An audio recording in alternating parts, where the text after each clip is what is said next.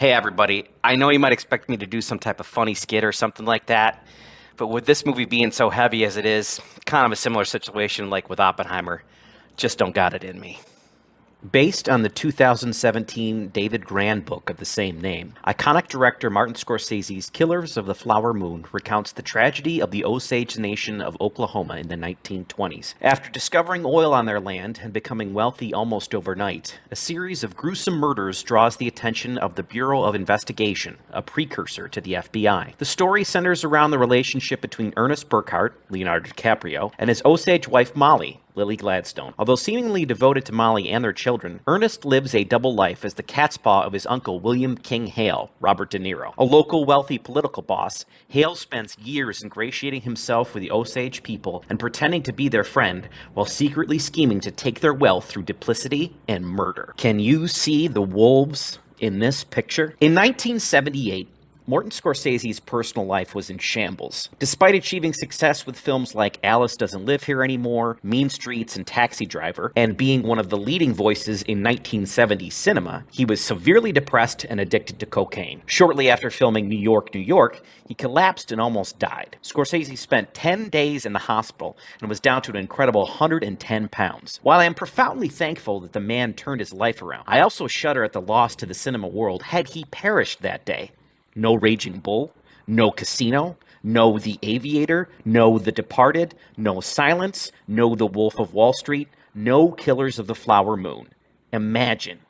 Just imagine. In recent months, Mr. Scorsese hasn't equivocated about his own mortality. At 80, Marty recognizes that there's more films behind than there are ahead. Although he's given no indication he plans to retire, audiences, myself included, recognize that each subsequent Scorsese feature could be his last. It's slightly morbid to think about it, but it also behooves one to savor every cinematic gem even more. If Killers of the Flower Moon, his 10th collaboration with Robert De Niro, and his 6th with Leonardo DiCaprio, is in fact Marty's swan song, it's one hell of a film to go out on. Riveting, horrific, enthralling, profound, nuanced, and utterly captivating. Killers of the Flower Moon is a masterclass and masterpiece from our director at the zenith of his filmmaking abilities. From the opening frames depicting the Osage elders burying a ceremonial pipe and mourning the assimilation of their descendants into white American society, Killers of the Flower Moon casts a dark magic that keeps you spellbound for 3 hours and 26 minutes. Some will balk at the long runtime, and already have,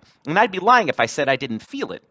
But not in the way you might presume. This wasn't an, oh my god, when is this movie going to end situation. Rather, when the film concluded, I felt utterly empty and exhausted in the best way possible. Killers of the Flower Moon is quite actually the heaviest movie I've seen since Steven Spielberg's Schindler's List. Since Killers of the Flower Moon debuted at Cannes in May, people have criticized Scorsese for not making an Osage movie. The Killers of the Flower Moon did not have enough of an Osage perspective. I won't address the ever-growing reductive and juvenile critique of, I expected movie to do X and it didn't do X and that's bad. That's an article for another day. I will only say that Martin Scorsese didn't make an Osage movie. He never meant to make an Osage movie. In fact, I dare say only a member of the Osage tribe could make a film that would do their people justice. Rather, Marty made a movie for the wolves. Killers of the Flower Moon parades the sly snakes and savage coyotes that come with smiles. It demonstrates the willingness over and over again to otherize and treat the Osage as subhuman. For example, many didn't have control over their own money because they were incompetent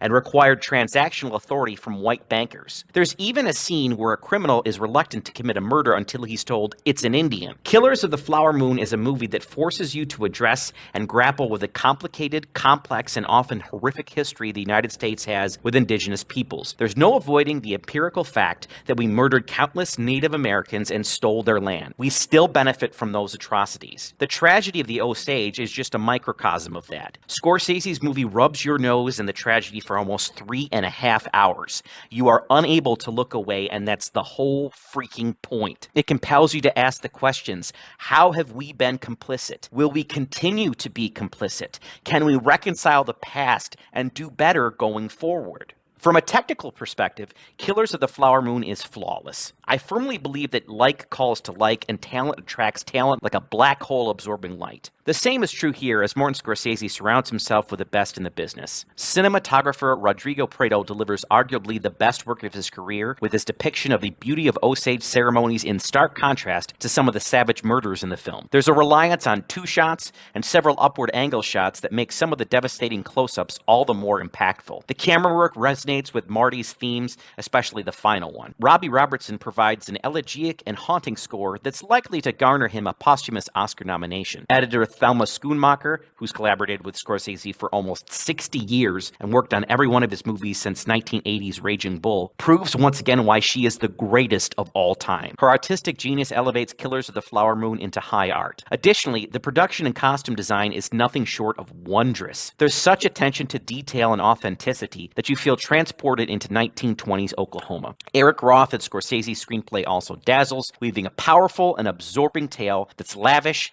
punctuated with gripping dialogue, and savage in its depictions. Hard to believe I've come this far without even mentioning the acting performances, but that just goes to show you how phenomenal this movie is.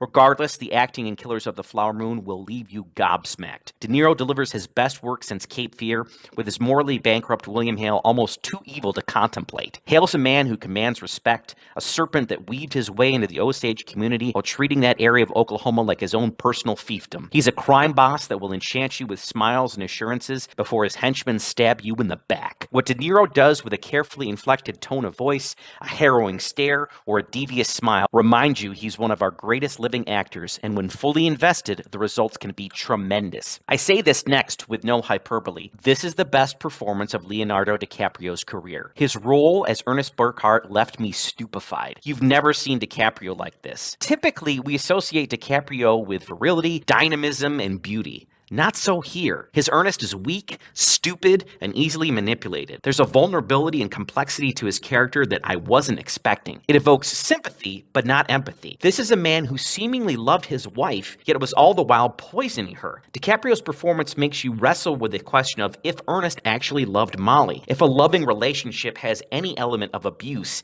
can it really be called love? DiCaprio's chemistry with De Niro is everything you expect it to be, with a meeting at a Mason's Lodge and a scene between Hale and Ernest in jail being particularly memorable. There's also a moment when Ernest finds out about the death of one of his children that is absolutely devastating. If you'd asked me a month ago, I'd have said Cillian Murphy had the Best Actor Oscar locked up, but the man has some serious competition now. Despite the titanic performances of De Niro and DiCaprio, Killers of the Flower Moon simply does not work without the gut-wrenching performance of newcomer Lily Gladstone as Molly Burkhart. I cannot sing her praises enough. She is the beating heart and soul of this movie, the one we most empathize with, the one we want to protect. Molly's abuse is a microcosm of the abuse suffered by the Osage people, and as the audience, we desperately want her to extricate herself from the situation. Gladstone's performance isn't flashy, but subtle and stoic. What Gladstone can convey with a look, a shrug, a sigh, or a slight tilt of the head carries the weight of 1,000 suns. It makes the few moments where she emotionally breaks down all the more impactful. Gladstone also possesses dynamite chemistry with DiCaprio as she stands toe-to-toe with one of this era's finest actors in every frame. Molly's final scene with Ernest after a trial late in the movie was pure perfection. Killers of the Flower Moon also showcases a plethora of minor performances. Jesse Plemons delivers the equivalent of a Major League Baseball closer, coming in at the last minute with a solid turn as BOI agent Tom White. Veteran actor Tantu Cardinal enchants as Molly's mother Lizzie. Even musicians Jack White and Pete Yorn show up in small roles. Scorsese also made a concerted effort to include the Osage people in this production, with over 300 participating, including 50 speaking roles. Taylor Redcorn as Nanhan Zinga and Yancey Redcorn as Chief Bonacastle were particularly memorable. One thing to note, you may have heard about the, shall we say,